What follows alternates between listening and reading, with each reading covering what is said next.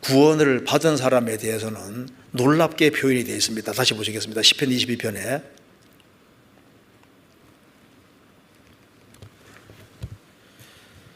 22편 2절, 22편 22절. 내가 주의 이름을 형제에게 선포하고 회중에서 주를 찬송하리이다. 주의 이름을 형제에게. 우리가 이제 예수님은 맏형이 되셨고 우리는 주님의 형제가 됐다. 주님의 생명을 얻었으니까요. 우리가 형제가 됐다. 그리고 내게 준 자녀라, 자녀가 됐다. 이건 정말 놀라운 겁니다. 그리고 그 뒤에 26절에 겸손한 자는 먹고 배부를 것이며 여호와를 찾는 자는 그를 찬송할 것이라. 너희 마음은 영원히 살지어다. 주님 피로 구원을 받은 사람을 가리켜서 겸손한 자, 여호와를 찾는 자, 그리고 27절에 땅의 모든 것이 여호와를 기억하고 들어오며 열방의 모든 족속이 주의 앞에 경배하리니.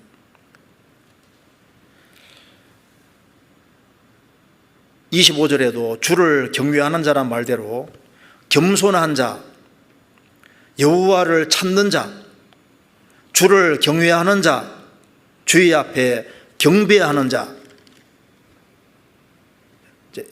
이런 것이 이제 구원받은 사람 특징이라고 이렇게 말을 했습니다.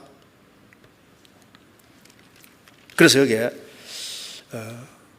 구원받지 아니한 사람을 가리켜서 이제 개들이다 이렇게 표현했는데, 주님 피로 구속을 받은 사람들은 얼마나 주님 구속으로 구원을 받고 하나님 자녀가 되고 주의 형제가 된 사람들이 얼마나 놀라운 거예요.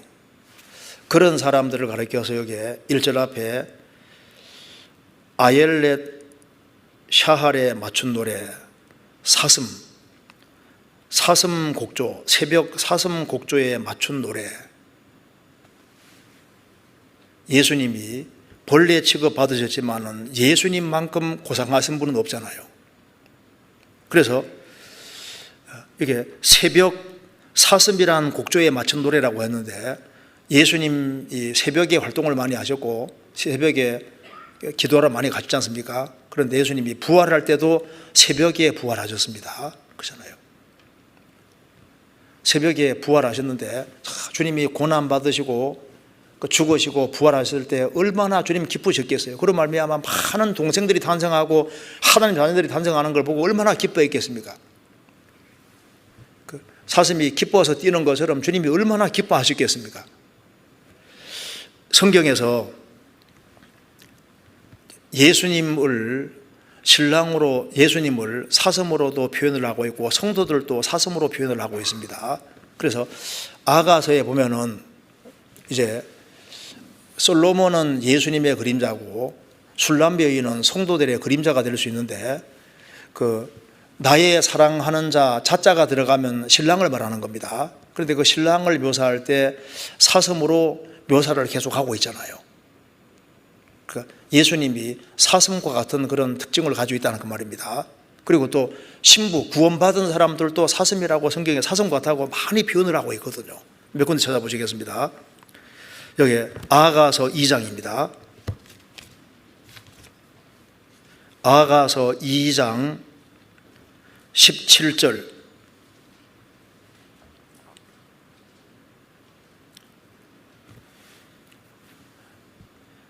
나의 사랑하는 자야, 날이 기울고 그림자가 갈 때 돌아와서 베데르 산에서의 누르와 어린 사슴 같아요라. 나의 사랑하는 자야. 신부가 신랑에게 하는 말입니다. 날이 기울고 그림자가 갈 때 베데르 산을 넘어오는 누르와 어린 사슴, 이게 젊은 사슴입니다. 젊은 사슴같이 빨리빨리 뛰어서 내게로 와달라 하는 얘기입니다. 여기 신랑을, 나의 사랑하는 자를 누르와 젊은 사슴과 같다고 표현을 했지 않습니까? 아가서 8장에도 보시겠습니다. 아가서 8장 14절 제일 마지막에도 이렇게 되어 있습니다. 이렇게 말씀하셨습니다. 14절에 나의 사랑하는 자야 너는 빨리 달리라. 향기로운 산들에서 누르와도 같고 어린 사슴과도 같아여라. 신부가 신랑을 빨리 보기를 간절히 원하는 마음을 표현했습니다. 계시록 제일 마지막도 예수님 어서 오시옵소서라고 되죠. 어서 오시옵소서. 나의 사랑하는 자야 너는 빨리 달리는데 노루처럼 젊은 사슴같이 빨리 달려서 내게로 와달라. 그래서 여기 신랑도 여기 젊은 사슴, 노루와 사슴으로 표현을 했습니다. 그리고 이제 구원받은 사람들도 개가 아니라 사슴 같은 존재가 됐는데, 개하고 사슴 비교해 보면 사슴은 좀 고상하잖아요. 좀 다르잖아요. 구원받은 사람은 불신자하고 분명히 차이가 납니다. 이런 차이는 딱 하나 때문에 생긴 겁니다. 십자가 때문에.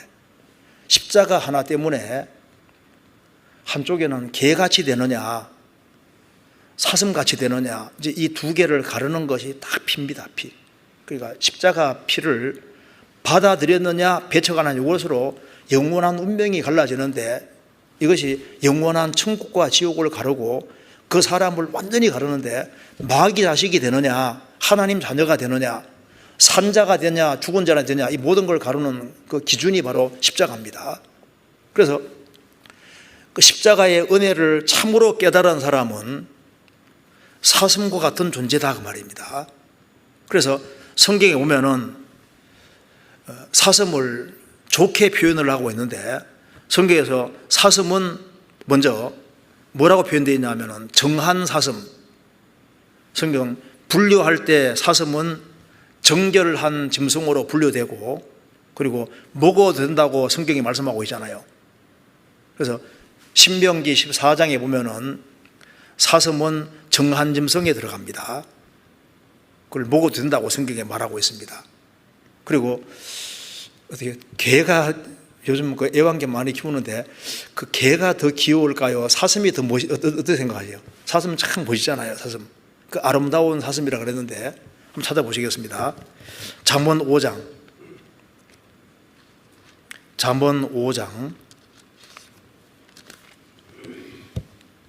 19절.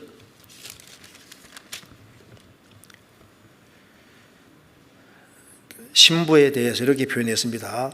그는 사랑스러운 암사슴 같고 아름다운 암노루 같으니 너는 그 품을 항상 족하게 여기며 그 사랑을 항상 연모하라.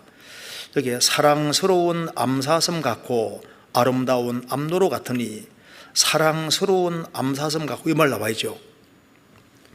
사실 주님 피로 말미암아 구원받은 사람을 주님은 얼마나 사랑스럽게 보실까요?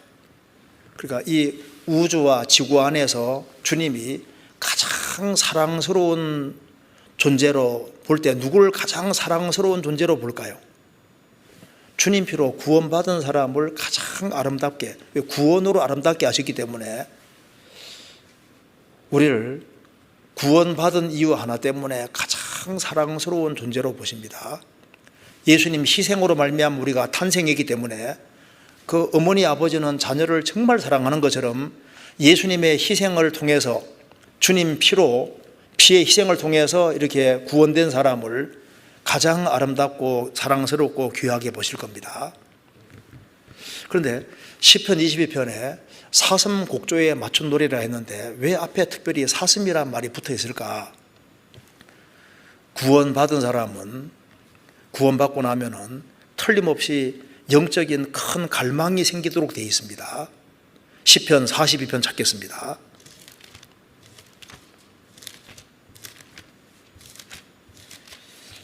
(42편) 1절입니다.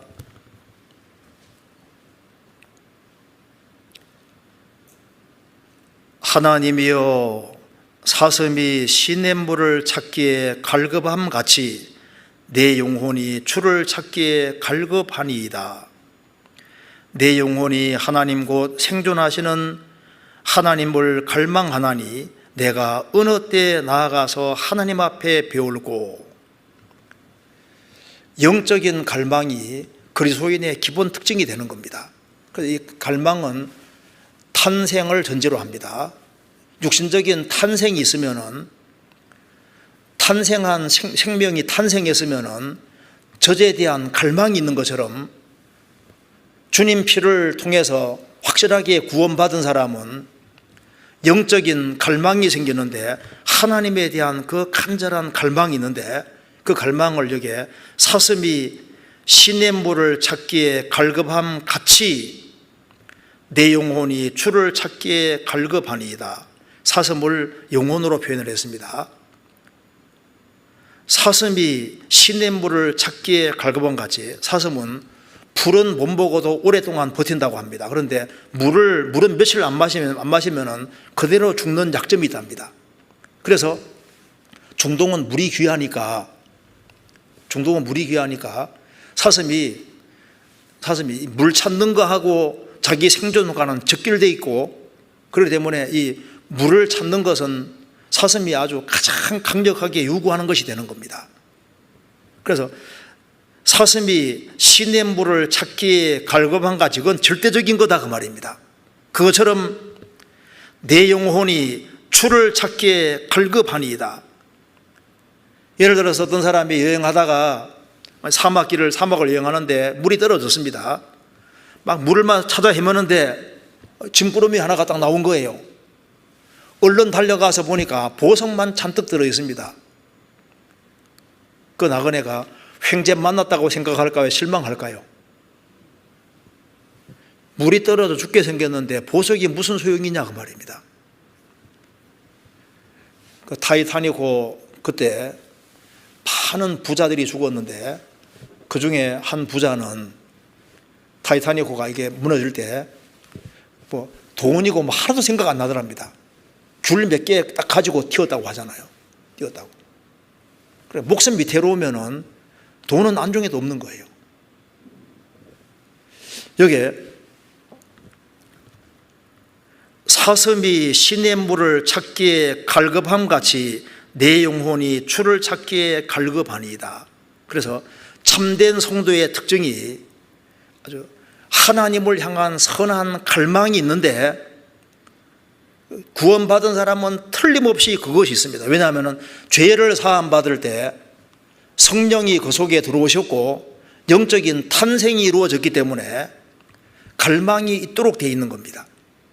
그래서 제가 글을 한번 읽어드리겠습니다. 우리가 무엇을 위해 사는지 알려면 어떻게 하면 알 수 있느냐? 간단하다는 겁니다. 우리가 무엇을 가장 원하는가? 우리는 무엇을 가장 많이 생각하는가?